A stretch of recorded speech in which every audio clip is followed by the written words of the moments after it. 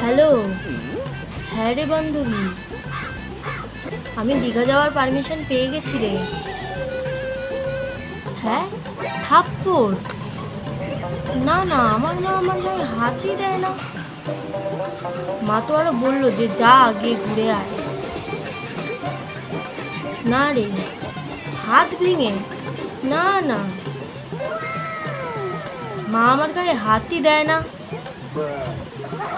আরে তুই টেনশন নিস না, আমি যাচ্ছি রে, আমি যাচ্ছি।